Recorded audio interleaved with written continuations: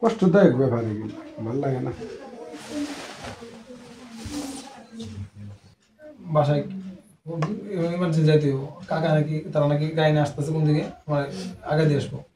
অসুস্থ, আমি অসুস্থ, আমি আর লোক ওই যে সিএমএসি গেছি ওষুধপত্র আনার জন্য। যাতে প্রভাব না খাটিয়ে বিচারটাকে ঘুরিয়ে না দিতে পারে, যেটা সঠিক বিচার হবে তার ফাঁসি চাই আমরা। সুমাইয়া বেগম, সে হত্যাকাণ্ডের শিকার হয়েছে। প্রথমে তার গলায় নিয়ে আসে, তো আমরা এখানে আমাদের যে তার স্রোত হাল করার পরে লাশটা আমরা মর্গে পোস্টমর্টমের জন্য পাঠানো হয়েছে।